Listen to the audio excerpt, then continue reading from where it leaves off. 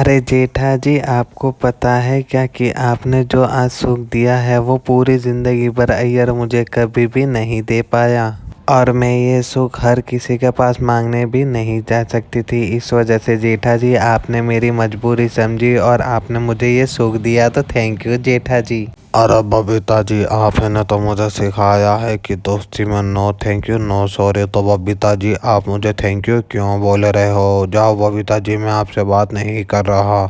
आप भी ना जेठा जी। अरे मैं तो मजाक कर रही थी जेठा जी। तो जेठा जी, मैं जब से भी आप ये सुख मांगोगी तब आप मुझे दोगे ना? अरे क्या बबीता जी, आप भी, आपके लिए तो मैं जान भी दे सकता हूँ। तो ये कौन सी बात है बबीता जी? जब भी आपकी मर्जी हो तब आप आ जाना, मैं आपको पेल दूंगा और आपको सूख दे दूंगा। हे माँ, माता जी, बबीता जी और आप एक साथ पलंग पर क्या कर रहे हो? मैं तो लूट गई, बर्बाद हो गई। बापूजी देखो, ये आपका बेटा क्या कर रहा है। अरे ए दया, अक्कल वगन्नी डोबी, पहले बात तो सुन मेरी, बाद में चिल्ला। अरे बापूजी को क्यों बुला रही है? पहले हमारी बात तो सुन। मैं तो सिर्फ बबीता जी की मदद कर रहा था। अरे बबीता जी, आप भी तो कुछ बोलो। अरे हाँ दया भाभी, इसमें जेठा जी की कोई भी गलती नहीं है। जेठा जी तो सिर्फ मेरी मदद कर रहे थे। वो क्या है ना कि मैं बहुत सालों से एक चीज़ को लेकर बहुत ही ज़्यादा उदास और बहुत ही लाचार थी, तो जेठा जी ने आज जाकर मेरी वो इच्छा पूरी की है।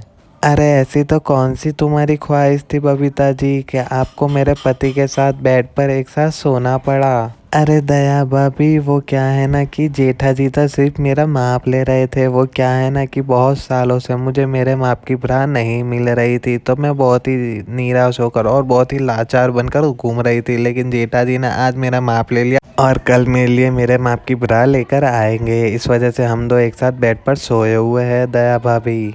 अच्छा, तो ये बात है। तो आपने ये काम कब से शुरू किया? आपने तो मेरे लिए आज तक एक भी बार ब्रा या चड्डी लेकर नहीं आए, लेकिन दूसरों की वाइफ के लिए फटाफट से माप लेते हो और लेकर आने की बातें करते हो। अरे दया, मेरी बात सुनो पहला और बाद में बोलो। वो क्या है ना कि बबीता जी जब भी सेट पर शूटिंग के लिए आते थे तब सारे लोग उनके बॉल देखकर यही सोचने लगते थे कि बबीता जी तो जापानी तेल लगाकर बड़े किए हैं, लेकिन ऐसा नहीं है। वो ब्रा बिना आते थे, इस वजह से उनके बड़े बड़े दिखते थे। तो और इतना ही नहीं, लोग बबीता जी को जापानी तेल कर कर चिढ़ाते थे। इस वजह से मुझे बबीता जी की ये मजबूरी देखी नहीं गई और मैंने इनका माप लिया और कल इनके माप की लेकर आ जाऊंगा दया। तो ये बात थी।